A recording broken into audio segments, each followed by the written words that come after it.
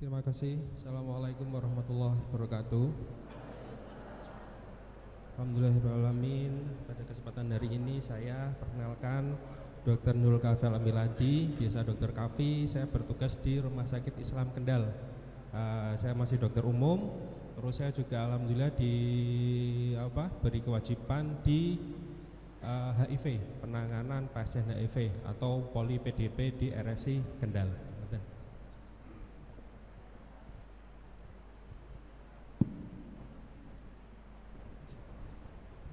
Untuk ini saya dikasih kasih tugas penyampaian tentang penyakit infeksi. Kita golongan paling yang ringan dulu, seperti infeksi jamur. Ini dia bisa sangat menular tetapi tidak mematikan. Infeksi parasit menular, bisa juga mematikan, bisa juga tidak. Bakteri menular juga mematikan, virus menular juga mematikan. Untuk infeksi bakteri, parasit, jamur, obat-obatan sudah banyak kita temukan, sudah banyak kita terapi. Kalau untuk infeksi virus masih ada beberapa yang belum bisa mengobati untuk penyembuhan. Hanya sekedar menekan penekanan atau jumlah infeksi virus di dalam tubuh seseorang. Seperti itu. Yang pertama dari infeksi jamur. Untuk infeksi jamur itu penularan ada tiga cara. Yang pertama kontak langsung, yang kedua kontak tidak langsung, yang ketiga adalah lingkungan. Yang kontak langsung itu bersentuhan langsung oleh si pasien yang menderita infeksi jamur. Itu dari kulit ke kulit, berjabat tangan, berpelukan, itu bisa penginfeksi kalau memang itu si pasien menjangkit penyakit infeksi jamur. Yang kedua kontak tidak langsung, itu melalui alat seperti alat mandi, handuk, pakaian, sikat gigi, sisir. Nah itu bisa jadi perantara terjadinya infeksi jamur. Tadi yang kontak langsung selain dari manusia juga bisa dari hewan. Bapak Ibu sekalian, terutama yang punya kucing.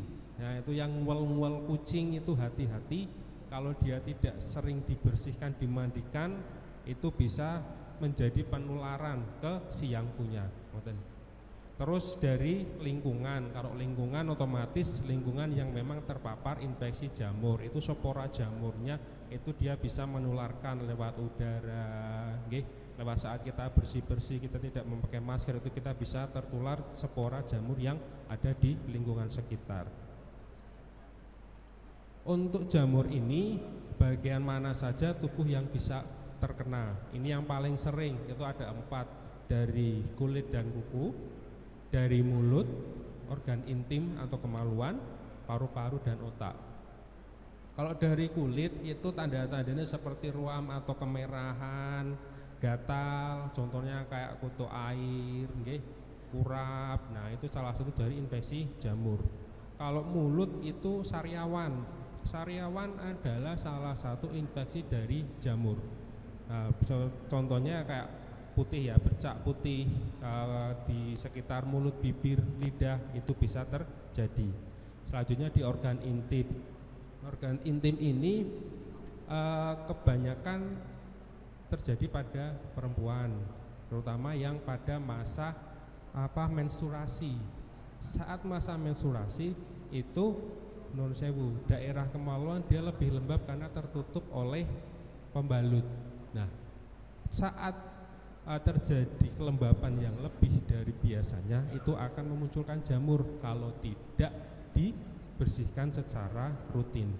Kalau keputusan saja, itu kebetulan juga salah satunya jamur. Tapi kalau dia biasa menghilang, kalau kita bersihkan dia menghilang. Kalau yang agak parah itu candidiasis vaginalis, itu dia kayak kemerahan, gatal, putih, terus kayak keju kontak gitu, kayak apa ya? Searching mawon keju yang kayak telur diorak-arik gitu, bentuknya kayak gitu, ngeprol gitu. Itu salah satu infeksi dari jamur. Terus jamur juga bisa menyerang pada organ paru-paru dan otak. Ini khusus untuk pasien yang mempunyai imunitas yang sangat turun, terutama pada pasien HIV atau pasien imunokompromis. Jadi imunnya dia sangat turun sehingga gampang sekali organ vital kita, terutama otak dan paru-paru bisa tertular jamur. Selanjutnya adalah infeksi parasit. Infeksi parasit bisa menularkan lewat 4 cara. Yang pertama dari makanan dan air yang terkontaminasi, gigitan serangga, kontak langsung dengan si parasitnya, atau hubungan seksual. Untuk makanan dan air ini terutama makanan yang dimasak kurang matang atau sayuran mentah yang dicuci kurang bersih. Kalau yang suka telur setengah matang, hati-hati. Yang suka lalapan, hati-hati. Jadi semua harus dibersihkan dengan benar. Kalau untuk telur setengah matang, rekomendasi saya memang kurang dianjurkan. Memang rasanya mungkin enak ya, lebih gurih. Cuman memang ada segi negatifnya dari situ. Telur mentah pun saat minum jamu itu memang kurang direkomendasikan. Kalau efeknya memang tidak langsung muncul, biasanya dia diakumulasi. Kadang ada yang langsung muncul tergantung dari si telurnya itu. Misalkan telur kita beli, dia habis dikeluarkan dari si ayam, dia sudah lama. Nah, sudah lama tidak dibuka-buka, kan itu juga kadaluarsa nggih. Telur itu juga bisa membusuk kalau tidak dikonsumsi langsung. Nah, itu kalau diminum secara mentah itu resikonya nanti bisa tertularkan infeksi parasit. Gigitan serangga ini seperti nyamuk kutu serangga yang membawa penyakit. Nah, ini juga bisa terjangkit. Terus kontak langsung pada hewan. Ini kalau ini ngarah ke hewan yang ada di tanah yang di sekitar tempat kita yang memang dia membawa parasit. Hubungan seksual ini juga bisa, ini terutama pada pasien yang memang sudah sebelumnya dia terkena infeksi parasit. Kita berhubungan seksual padahal si penderita ini belum sembuh, itu juga bisa menularkan seperti Trichomonas vaginalis.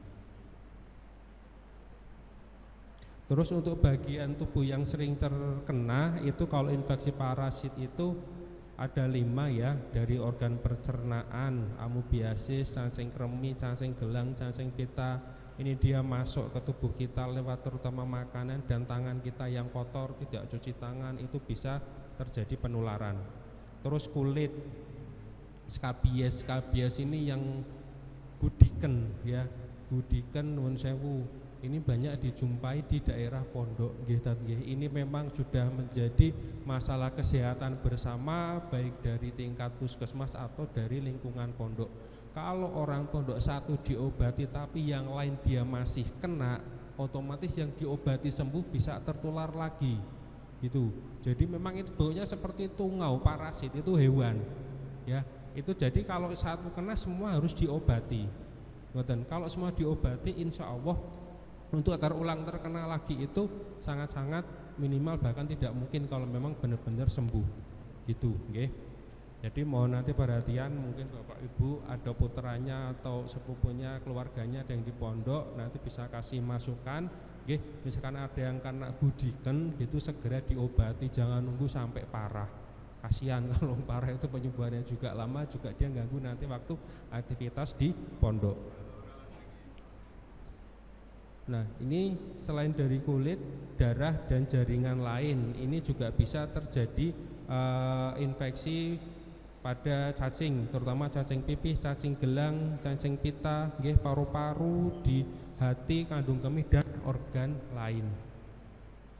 Ini biasanya perantaraan juga dari hewan juga, hewan yang kurang higienis kita makan, itu memang asam lambung kita itu kadang ada yang bisa memusnahkan. Kalau dia bentuknya masih sudah cacing dia bisa mati, tapi kalau dia masih telur ada yang bisa lolos. Nah, itu yang tidak kita inginkan. Jadi memang kehigienisan atau menjaga kebersihan terutama apa yang kita konsumsi akan menjadi tolak ukur kesehatan kita.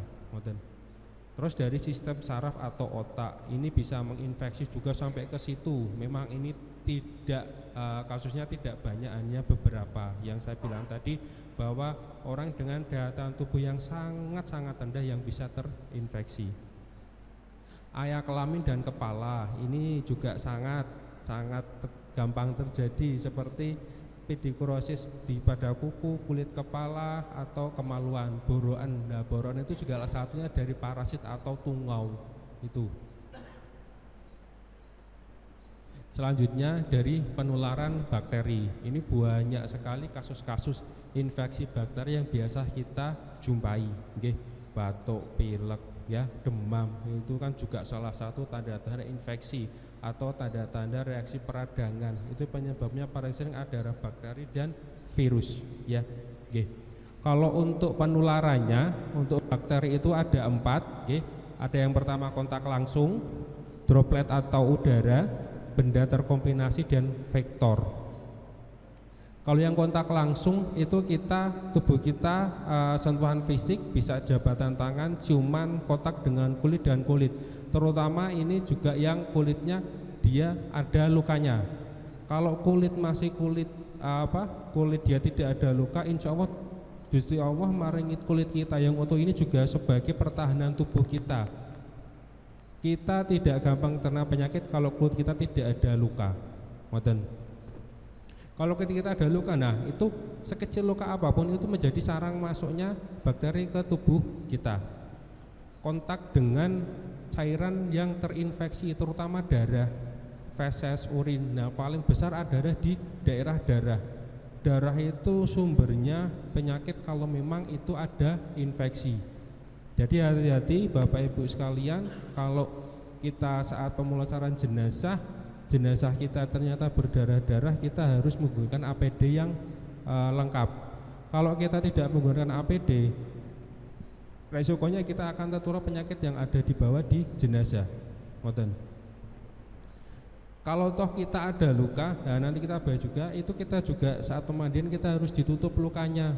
Jadi sekecil apapun luka di tubuh kita, saat kita pemandian jenazah itu akan menjadi sarang masuknya kuman ke tubuh kita. Jadi perlu sangat hati-hati saat kita bersentuhan dengan cairan di tubuh pasien atau jenazah, terutama darah, air ketuban, cairan yang keluar dari alat genital, baik itu laki-laki atau perempuan, itu sangat-sangat menjadi penularan terjadinya infeksi. Selanjutnya hubungan seksual. Nah, ini yang saya bilang, hubungan seksual ini juga bisa menjadi perantara terjadinya infeksi jika si pasangan kita memang sudah ada infeksi sebelumnya. Kalau tidak ada, insya Allah aman. Yang kedua droplet dan udara. Droplet itu partikel seperti air ludah, ya, lebih kecil lagi, itu yang dikeluarkan lewat mulut, lewat hidung secara tidak sengaja, seperti saat kita batuk, bersin, kita bicara, itu juga akan menularkan si kuman pada yang dibawa oleh si penderita itu kepada kita. Itu juga hati-hati, terutama ini untuk seseorang yang masih hidup. Kalau sudah meninggal insya Allah aman, dia tidak akan batuk kecuali ada penekanan pada daerah dinding-dinding dada yang menekan si paru-paru dia untuk mengeluarkan nafas terakhir, kayak itu dia bisa mengeluarkan droplet. Tapi kalau pasiennya sudah meninggal sih untuk droplet ini tidak menjadi masalah, tapi yang kalau sudah masih hidup itu juga menjadi masalah, jadi harus hati-hati. Terus partikel yang droplet itu tadi atau udara itu ada sebagai perantara masuknya droplet ke tubuh kita, bisa terhirup, tertelan, ya, atau masuk di daerah sekitar mata. Nah, mata ini juga aja nih ada saluran untuk mengarah ke daerah tenggorokan, itu juga akan menjadi nanti saluran terjadinya infeksi di tubuh kita. Selanjutnya ini benda yang terkontaminasi. Terkontaminasi ini seperti saat kita batuk, kita menutup tangan, ya, dengan mulut kita, selanjutnya tangan kita memegang benda-benda yang lain. Nah, benda-benda yang kita pegang ini akan menjadi perantara munculnya penyakit. Kalau untuk bakteri ini memang reaksi infeksinya kalau di benda luar, ya, di lingkungan luar itu tidak terlalu terinfeksi, jadi masih lumayan aman daripada nanti yang infeksi virus. konsumsi makanan atau air yang terkontaminasi ini juga salah satu menjadi perantaranya kita terjadi infeksi bakteri. Makanan mentah nggih, yang suka makanan kayak makanan sushi nggih, makanan Jepang itu juga beresiko itu juga terjadinya infeksi terutama bakteri. Meskipun kadang dimasukkan ke larutan cuka yang katanya bisa mengdesinfektan atau membersihkan kuman-kuman, tetapi pada dasarnya itu tidak bisa membunuh. Cuma membersihkan di daerah yang paling luar, tapi yang paling dalam dia tidak bisa membunuh, tetap bisa terkontaminasi. Selanjutnya vektor. Vektor ini adalah hewan yang membawa penyakit. Tidak semua hewan dia